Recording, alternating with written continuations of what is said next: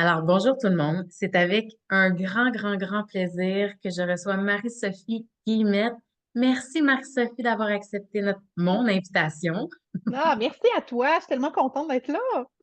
Tellement. Puis tu sais, bon, je vais commencer par vous la présenter. Marie-Sophie, alors Marie-Sophie, elle vient nous parler aujourd'hui de l'éducation. Marie-Sophie, elle était enseignante.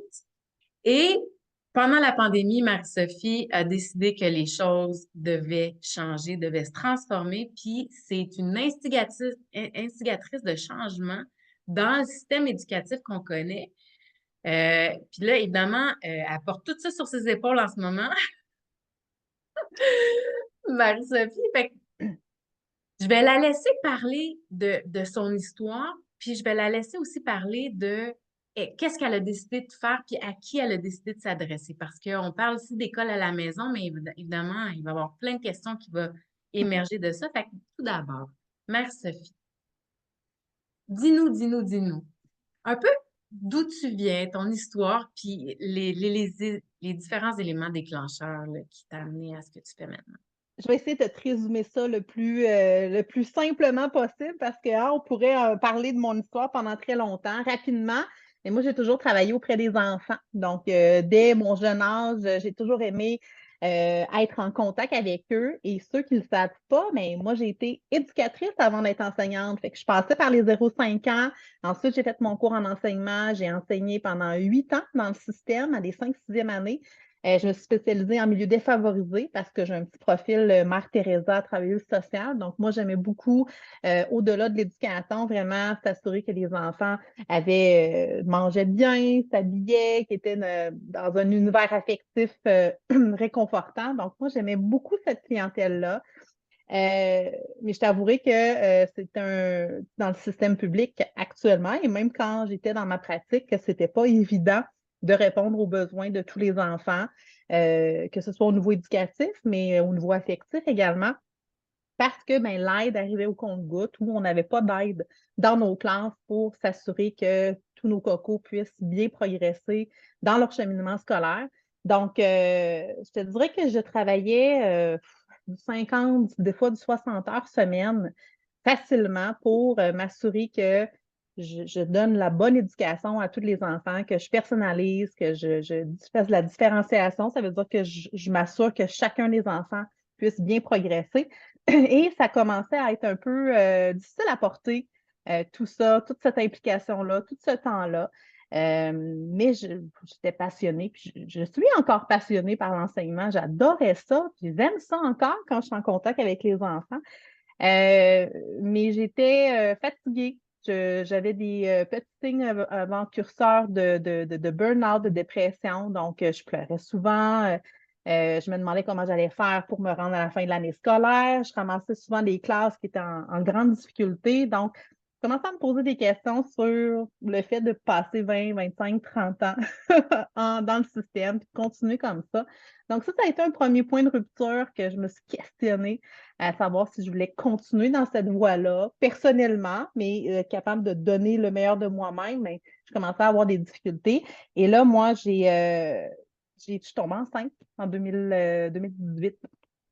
Et ça remet des perspectives en place d'avoir un enfant. Donc, moi, j'ai été réaffectée dans la salle des profs pendant ma grossesse. Donc, j'ai continué à travailler à l'école. Puis j'ai eu l'opportunité de travailler un avec des élèves, de choisir mon horaire. Et que cette aventure-là, pendant ma grossesse, m'a démontré que je pouvais faire l'enseignement d'une autre façon, que je pouvais individualiser le contact, faire un choix d'horaire aussi, la liberté que ça amenait. Donc, ça m'a montré une autre facette de l'éducation que j'ai vraiment appréciée. Et je te mentirais pas que j'avais déjà dans l'idée de partir une entreprise. Je savais pas que ça deviendrait aussi gros que maintenant, mais j'avais déjà dans l'idée de faire du tutorat. Je le faisais déjà à l'époque. J'allais à la maison de mes élèves ou d'élèves de l'école où je travaillais pour aller les aider en français, mathématiques.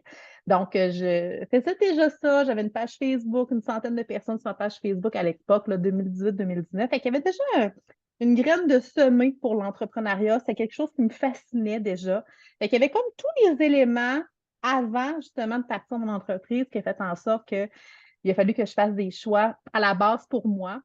Surtout quand ma fille est arrivée, là, je ne voyais pas la possibilité pour moi de retourner dans le même contexte, travailler jusqu'à 6 7 heures le soir, de me mobiliser comme je me mobilisais.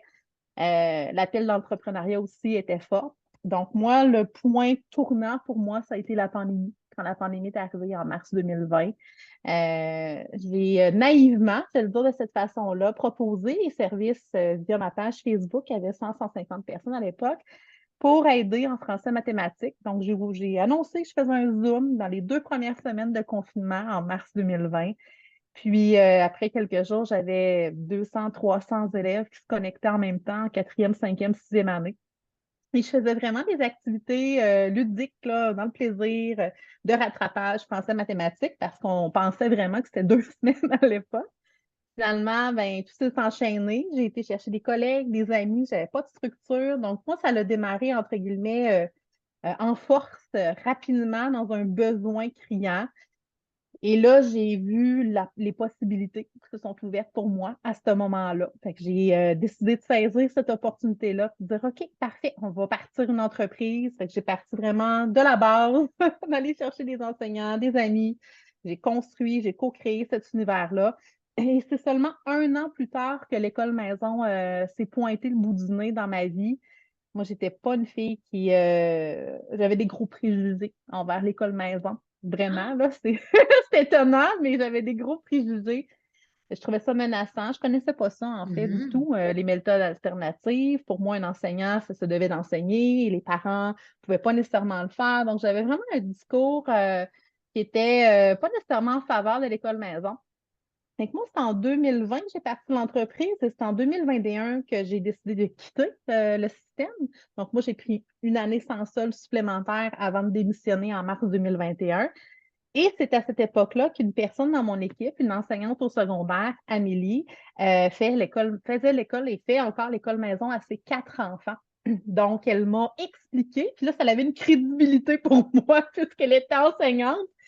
Donc, elle m'a expliqué, ben, c'était quoi l'école maison? En quoi ça consistait? Que le parent n'était pas dans un bon cœur avec ses enfants à faire l'école maison, qu'il y avait vraiment une philosophie très humaine par rapport à ça. Donc, c'est à partir de ce moment-là que j'ai décidé de vraiment reconvertir mes services chez Entre guillemets et de faire en sorte d'accompagner. Fait que de mars 2021 à juin 2021, on a accompagné près d'une quarantaine de familles. On a mis en place vraiment un accompagnement complet, autant pour les documents de la direction d'enseignement à la maison que l'enseignement à l'enfant, que l'évaluation, l'accompagnement du parent. Fait on a vraiment fait un tout inclus. Et c'est notre service maître depuis ce temps-là. Donc, on accompagne, je pense qu'on a accompagné pas loin de 400 familles là, depuis ce temps-là qui décident de se lancer ou de poursuivre l'école maison. Fait que c'est un peu comme ça. Puis j'ai enseigné au début de mon entreprise. Puis là, éventuellement, mais j'ai pris les rênes, la gestion, en fait, de l'entreprise. Et là, j'ai fait des petits. En fait, on a offert, oui, bien sûr, d'autres services, du semi-privé, du groupe. Et j'ai commencé aussi à être militante un peu aussi de cette Mhm. méthode-là. Donc, là, maintenant, j'ai mon podcast aussi entre deux guillemets. Je suis à la Radio X à tous les mardis à 10h30 pour parler de l'actualité, parce qu'on va peut-être en discuter, là, mais l'éducation en ce moment, c'est pas facile. Dans le système public, il se passe beaucoup de choses. Et moi, mon message, c'est vraiment de beaucoup d'humaniser l'éducation. Donc, l'univers que je suis en train de créer avec entre guillemets, c'est vraiment pour remettre de l'humanité au cœur de cette éducation-là. C'est vraiment de démontrer qu'il y a des alternatives. C'est sûr que l'école maison, c'est un moyen, il y a d'autres moyens. L'école maison permet aussi de cette flexibilité-là, cette humanité-là, de suivre le rythme de l'enfant, on est dans une autre énergie, une autre façon de faire. Donc, c'est sûr que moi, ben, j'apporte ce message-là également là, dans les réseaux, sur les médias. Merci, Marie-Sophie.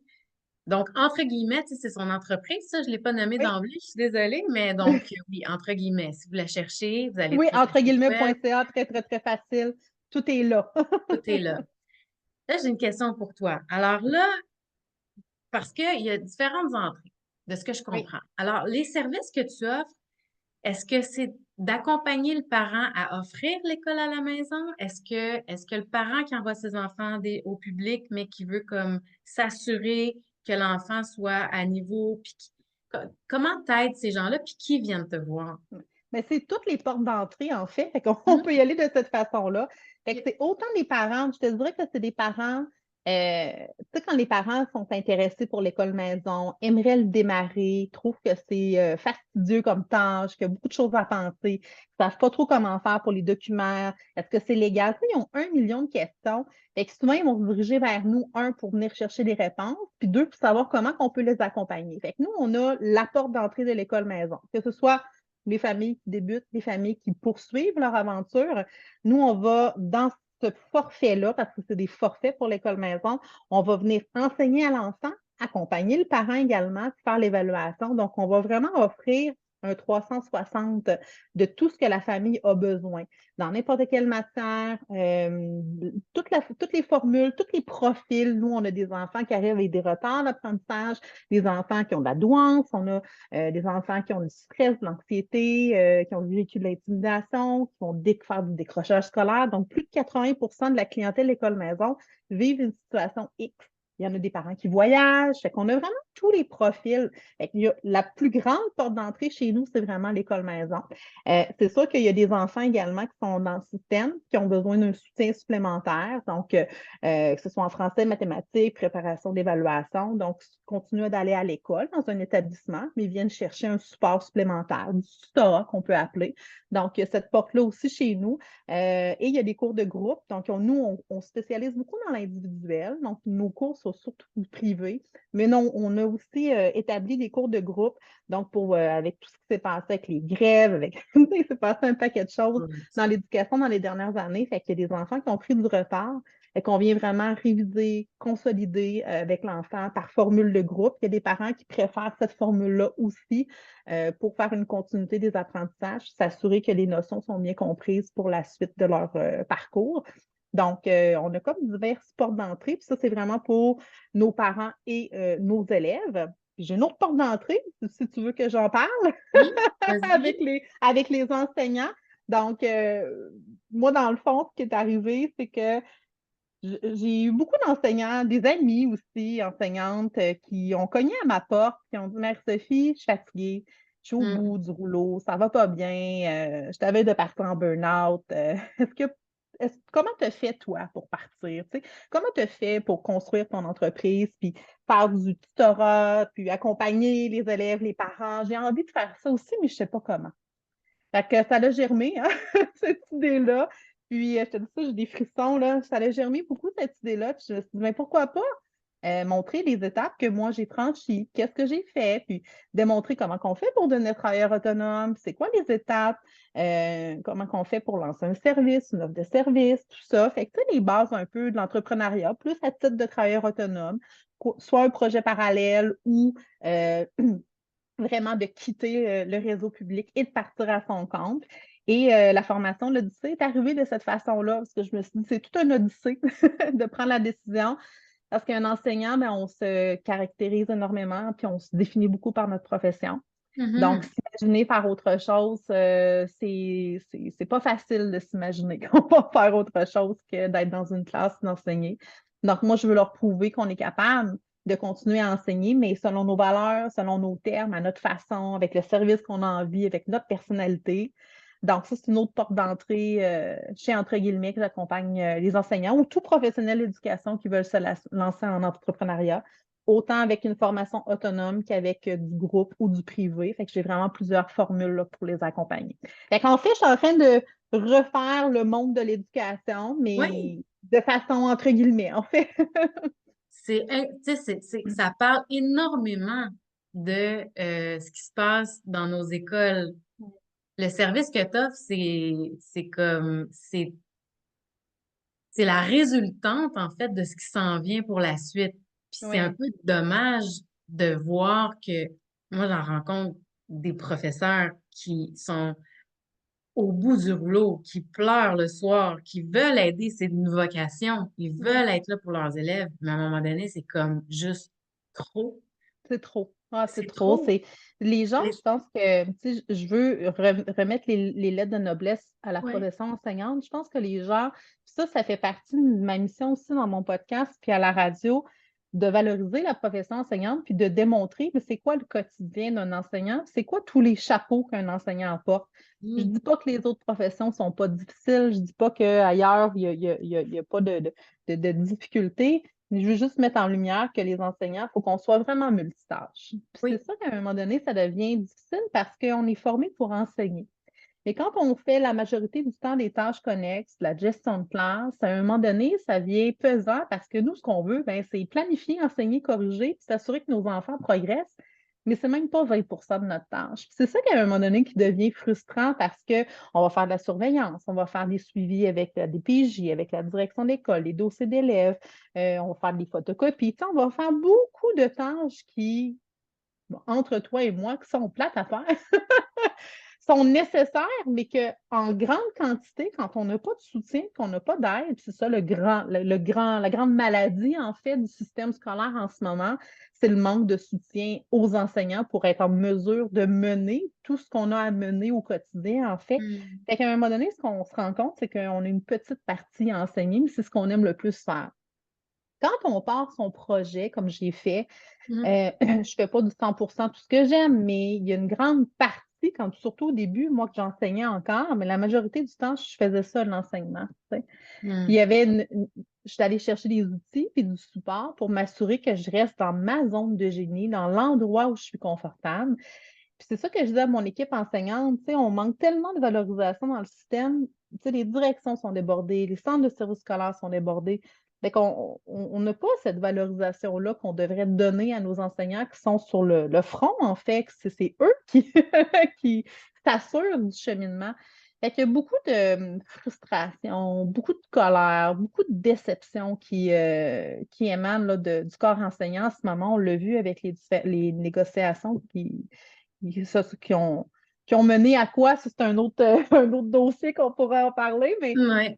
il y a vraiment de l'insatisfaction, il y avait raison. Puis moi, mon message, c'était vraiment de revaloriser puis de dire, mais un enseignant, c'est important. On est en train de former la future société. C'est eux qui Oui. vont prendre les décisions dans 10, 15, 20 ans. Donc, il y a vraiment une urgence en tant que société de réfléchir à qu'est-ce qu'on a envie de donner comme éducation. Puis c'est pas vrai qu'on ne peut pas le faire. Il y a je pourrais te nommer plusieurs pays ou régions dans le monde qui se sont mobilisés comme société pour dire, OK, là, ça ne fonctionne pas ce qu'on fait, comment qu'on peut se réinventer, comment qu'on peut modifier les choses. C'est sûr que l'exemple qui me vient, c'est la Finlande. Là. Tu sais, la Finlande a vraiment réfléchi de fond en comble parce que là, ça ne fonctionnait pas du tout non plus dans leur éducation. Fait qu'ils ils ont vraiment rebâti le système. Moi, je pense qu'au Québec, on s'en va vers là aussi. Ça va tellement pas bien que j'ai comme l'impression qu'il va falloir qu'il y ait une profonde réflexion là, qui soit faite par rapport à ça. Puis moi, j'essaie de faire le changement, mais à ma façon. Donc, avec mon entreprise, avec les enseignants qui se joignent à moi aussi, qui ont les mêmes valeurs. Donc, on est dans cette énergie-là. Est-ce, est-ce que tu t'inspires de ce modèle-là à quelque part? Euh, ben, par la bande, oui, mais par hasard, en fait, dans le sens que moi, dans ma tête, à moi, c'est du gros bon sens, mais c'est juste parce que j'adhère à ces valeurs-là, tout Mm. simplement. Donc, la Finlande a remis de l'avant-plan la valorisation des enseignants au même titre qu'un avocat, qu'un médecin. Donc, il y a vraiment une réputation, il y a vraiment un grand salaire aussi qui est accordé à l'enseignant pour démontrer que l'éducation, ben, c'est une des priorités voire la priorité numéro un là, dans cette société-là. Fait que ça correspond beaucoup à comment je vois la profession enseignante, les valeurs aussi dans la flexibilité, respecter le rythme de l'enfant, réduire la taille des classes, une meilleure composition, du soutien. Donc, il y a vraiment une façon de faire a ça a donné des preuves. On a des preuves tangibles que ça fonctionne. Donc, c'est sûr que oui, quand je regarde le modèle, j'ai fait comme, ah, finalement, ça correspond beaucoup à ce que j'essaie d'implanter. C'est sûr que là, je ne suis pas dans la société au complet, c'est dans mon univers à moi. Mais je me dis, c'est un point de départ pour du changement, puis surtout pour informer les gens qu'il y a d'autres possibilités, parce que les parents, des fois, ne savent pas qu'il y a d'autres choses qui Non, existent. non, ils savent pas Mm. complètement. Puis non seulement ils savent pas, puis là, c'est pour ça que je vais te poser d'autres questions par rapport à l'école à la maison, parce que non seulement ils savent pas, mais ils voient bien que leurs enfants, ils sont démotivés, ils sont anxieux. Tu sais, je veux dire, Les parents qui travaillent beaucoup, évidemment, ils sont peut-être pas aussi présents pour leurs enfants pour les aider à reprendre le pouls avec les devoirs, les lectures et tout ça. Comment, comment tu aides ces gens-là? Dans le sens où, tu sais, il y a l'école à la maison où il y a le parent qui prend en charge l'enfant et qui dit, ben moi, je vais te former, je vais m'occuper de toi, puis je vais vraiment te donner les enseignements que tu as besoin pour faire ta première jusqu'à ta cinquième année et même secondaire. Donc, toi, dans le fond, tu aides ces parents-là à avoir la bonne structure et la bonne pédagogie pour apprendre à Oui, leurs enfants. Est-ce que tu les exactement. suis de du primaire jusqu'au secondaire ou est-ce que tu leur donnes voici ce qu'il faut faire puis allez. Tu sais, c'est quoi les formules que tu offres aux En parents? fait, tu sais, juste remettre au niveau de l'école maison, c'est le parent qui est responsable de l'éducation de son enfant. Mhm. En fait, ça, c'est les gens ne savent pas ça en général, mais dans la vie, peu importe, c'est toi qui es responsable en tant que parent de l'éducation de ton enfant. Puis des fois, on va faire une passation de pouvoir d'éducation à l'école. Puis on va dire que c'est l'école qui doit s'en charger. Mais Exact. à la base, c'est vraiment le parent qui se doit d'éduquer son enfant. Fait en sachant ça, euh, le parent n'est pas un enseignant. Le parent devient un parent éducateur. Fait que lui, son rôle, oui, c'est d'enseigner à son enfant, euh, mais c'est surtout s'assurer justement qu'il y ait une progression. Parce que l'école maison, c'est une philosophie qui est très différente de l'école. À l'école, on a des pourcentages, tu sais, il y a vraiment, c'est noté avec des chiffres, tandis qu'à l'école maison, on est vraiment dans la progression des apprentissages. C'est là il n'y a pas de pourcentage, il n'y a pas d'évaluation, à part les examens du ministère, mais il n'y a pas d'évaluation. Donc, on est vraiment dans la progression selon le rythme de l'enfant. Fait c'est vraiment très différent. C'est sûr que le parent, il faut qu'il y ait une disponibilité. Par contre, moi, j'ai vu beaucoup de scénarios que les parents travaillaient temps plein, mais qui se faisaient une communauté. C'est un peu vers là que je trouve intéressant le modèle que, mais à place de faire tout seul avec mon enfant à la maison, mais on va s'allier avec d'autres parents. On va faire des échanges d'enseignement. On va envoyer notre enfant dans un centre d'apprentissage libre. Moi, j'ai des parents, justement, que j'ai parlé ce matin, leurs enfants de deuxième et cinquième année, les deux parents sont entrepreneurs, temps plein. Donc, ils font l'école le lundi, vendredi avec leurs enfants. Mardi, mercredi, jeudi, ils vont dans un centre d'apprentissage libre, qui est vraiment un endroit qui respecte le rythme des enfants, puis que c'est on parle de facilitateurs ou d'autres parents éducateurs qui vont venir faire des activités en nature, qui vont venir, dépendamment, ça peut être plusieurs approches pédagogiques, méthodes pédagogiques différentes. Donc, il n'y a pas un scénario en école maison. Il y a plusieurs scénarios qui existent. Tant qu'on va donner à la DEM, la direction d'enseignement à la maison, ce qu'on fait avec notre enfant, puis la progression, qu'on démontre que notre enfant progresse, on- le, le- le contenu, ben, le contenant, on peut l'utiliser comme on veut. On peut en faire le soir, la fin de semaine, on peut sauter une semaine, condenser une autre semaine. Tu sais, il y a pas, c'est pas, on prend pas l'école puis on l'amène à la maison. Exact. C'est ça que les gens pensent. Puis Exact. faut éclater ça. On va le faire à la façon qu'on a envie de le faire avec notre enfant, tant qu'on démontre que dans les 5 matières obligatoires, notre enfant progresse. C'est juste ça qu'il faut démontrer.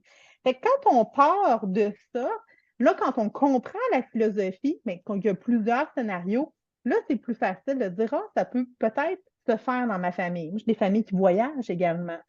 Il y a des familles qui vont condenser en quelques mois les apprentissages. Il y en a qui vont allonger les apprentissages sur 18 mois pour une année scolaire. Fait que, toutes les formules sont bonnes. La seule finalité, c'est de démontrer que notre enfant a progressé dans les 5 matières obligatoires. C'est juste ça, la finalité.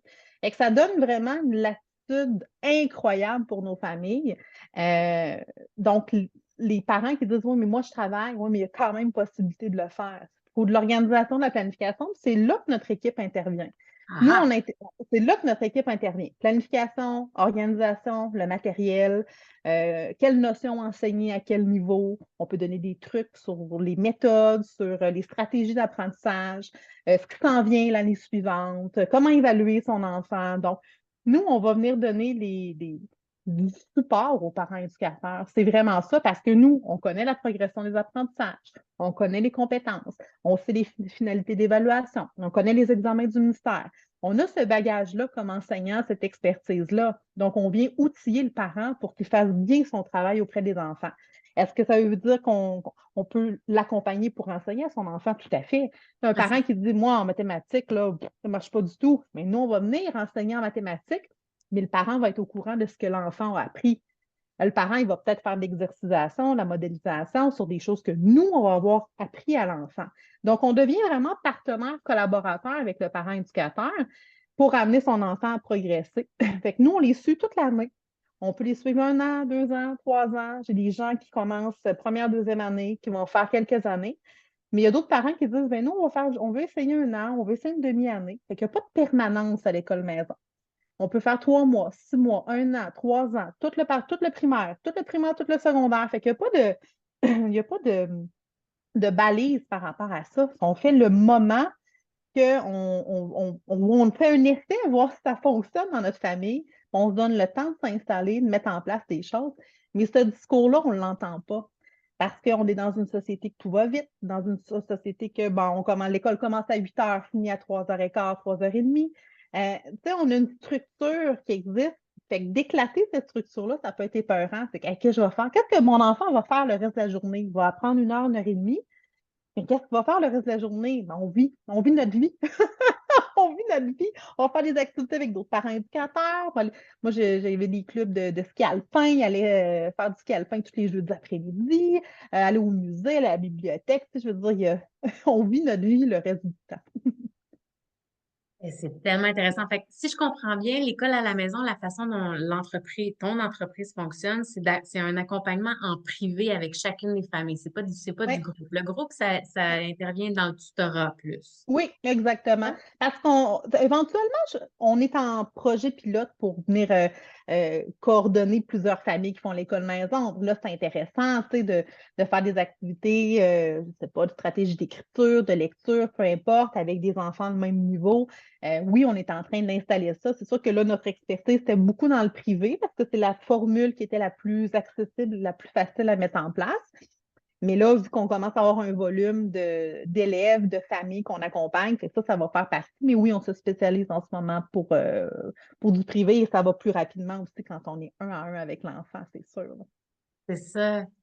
Et que c'est intéressant. Puis, est-ce que tu as de l'aide du gouvernement, par exemple? Je veux dire, comment, tu Non. sais, comme, non, mais c'est parce qu'à un moment donné, c'est comme ça marche pas là. Il y a trop d'élèves par classe, il y a des retards, il y a la grève, la pandémie, les parents qui travaillent qui n'ont pas le temps. Puis là, il y a vous qui essayez d'offrir ben, en fait, des solutions. Je vais être très franche. Ouais. Tu sais, moi, quand j'ai quitté le système, tu sais, j'ai quitté mon employeur, c'était le gouvernement. Ouais. Honnêtement, au début, je n'étais pas chaude à l'idée du tout d'aller démontrer au gouvernement que moi, je faisais un projet en parallèle, d'une autre façon, avec une autre approche, que je valorisais l'école maison. Je n'étais pas tout le temps à l'aise, tu sais, de démontrer ça. C'est sûr que quand l'école maison est arrivée, il a fallu qu'on collabore avec la DEM. La DEM, c'est la direction d'enseignement à la maison. C'est une division du gouvernement qui chapeaute les familles qui font l'école maison. Et c'est des enseignants, dans le fond. On les appelle des personnes ressources, mais ce sont des enseignants qui sont attribués à chacune des familles qui font l'école maison, juste pour s'assurer que l'enfant progresse, en fait, une Hum, espèce de filet de sécurité, dans le fond. hum. Fait que quand j'ai commencé à collaborer avec eux, c'est sûr que j'ai renoué un peu avec le gouvernement, mais je n'ai pas eu l'envie, à être très, très transparente, de proposer au gouvernement, aux commissions scolaires, mes services avec tout ce que moi j'ai vécu, sachant comment ça fonctionne dans le système à tous les niveaux, en fait, voyant ce qui se passe en ce moment, je ne suis pas certaine qu'ils ont l'ouverture d'esprit. Je ne suis pas certaine qu'ils sont rendus à cette étape-là, justement pour voir d'autres possibilités. J'ai comme l'impression qu'on maintient en place un système désuet. Je ne sais pas s'ils sont prêts pour la nouveauté. Je vais le verbaliser de cette façon-là. Est-ce qu'il prendrait mes services? Je vais donner un exemple, tu sais, pour le plan de rattrapage qui a été annoncé suite à la grève. C'était les organismes à but non lucratif qui avaient un budget, pas les entreprises privées. J'ai comme l'impression que les entreprises privées Pas que c'est menaçant, mais ils n'ont pas nécessairement envie de s'allier avec les Avec eux. entreprises privées. Ils vont y aller vers des entreprises telles que Alloprof ou d'autres places de tutorat qui vont être en collaboration avec le gouvernement. Fait que, tu sais, ils vont mettre de l'avant ces ces différents organismes-là qui sont subventionnés par le gouvernement. Du privé, sont moins, ils nous supportent moins, on va dire de cette façon-là. Fait que moi, j'ai pas de subvention du gouvernement, je suis vraiment là, privatisée, là. Privatisé au complet. Mm. Oui, par les parents qui payent les services chez nous. Ouais. Exact. Euh, Là, si les gens veulent connecter avec toi, parce que ça, tu fais de la radio. Et dans la radio, en fait, de, c'est comme quel angle, en fait, parce que tu parles d'éducation à la radio, Ouais, puis ouais, j'imagine qu'il doit en avoir plein des ouais. questions un peu comme Oui, surtout que ta Radio X, qui est une oui, radio d'opinion assez tranchée, si on peut se c'est le dire de ça. cette façon-là. Moi, en fait, mon approche, moi, je suis une fille pleine de nuances, même si j'ai des opinions quand même assez arrêtées sur certaines. Mais je laisse toujours la chance au coureur. J'ai toujours, je vais toujours écouter les points de vue des gens pour que, tu sais, moi, mon but, c'est d'ouvrir les possibilités, d'ouvrir le dialogue, puis vraiment qu'on prenne conscience des choses, mais je ne suis pas là pour imposer ma façon de voir les choses. Fait que je vais un peu dans cet esprit-là quand je vais à la radio. C'est sûr que en ce moment, depuis quelques années, ben, l'éducation, on en parle énormément dans l'actualité. Donc, c'est facile pour moi de vraiment venir mettre en lumière ce qui a été dit dans l'actualité, ce qui a été dit dans les médias. Moi, j'apporte mon point de vue personnel avec mon vécu et mon expertise. Fait que c'est un peu ça que je fais quand je vais à la radio.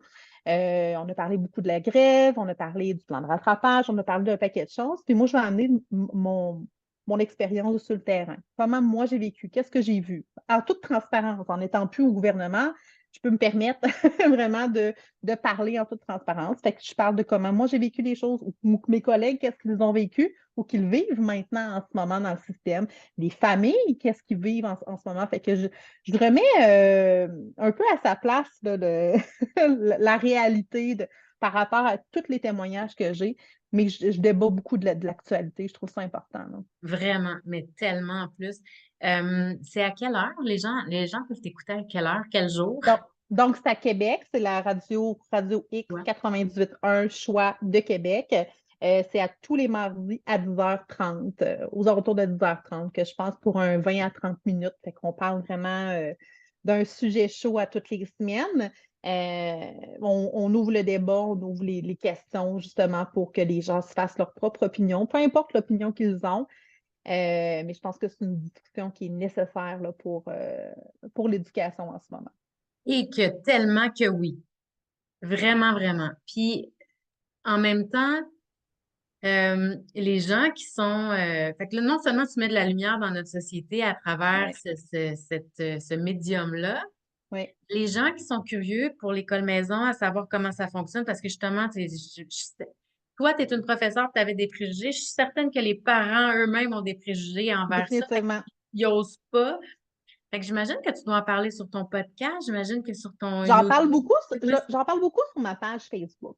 Dans le OK. fond, là, ben, il y a deux endroits que vous pouvez aller chercher l'information sur entre guillemets, au pluriel, entre guillemets, avec un s.ca. Donc, là, vous avez vraiment toute l'information sur comment on peut vous accompagner, c'est quoi l'école maison, mais surtout sur ma page Facebook, entre guillemets, je fais régulièrement des séances d'information. Donc, à toutes les 2, 3 semaines, il y a un événement. Donc, il y en a un qui s'en vient dans les prochains jours. Pour justement démystifier c'est quoi l'école maison, c'est quoi les étapes, outiller le parent un peu pour démystifier là, vraiment qu'est-ce que c'est, puis voir si c'est possible dans leur réalité d'installer ça. Puis je parle bien sûr de nos services, de ce qu'on peut faire, nous, pour accompagner les familles dans ce processus-là. Toute l'équipe d'experts aussi. Moi, j'ai des enseignants qui sont brevetés, qui ont beaucoup d'expérience, 10, 15, 20 ans. On est près d'une vingtaine d'enseignants primaires et secondaires qui peuvent accompagner tout type de famille. Donc, c'est sûr que je viens parler de tout ce bel univers-là de chez entre guillemets. Donc, moi, je le fais régulièrement là, de vraiment parler juste de l'école maison. Fait que directement sur notre Facebook, entre guillemets, là, il y a un événement qui s'en vient dans les prochains jours, c'est ça. Ah, merci, Marie-Sophie. le temps passe, puis là, sachez que je vais tout mettre sous le podcast, tous les liens pour aller rejoindre Marie-Sophie, que ça soit à travers son site web, son podcast et aussi son groupe Facebook qui a l'air riche en La, informations. la tribu d'entre deux guillemets, oui.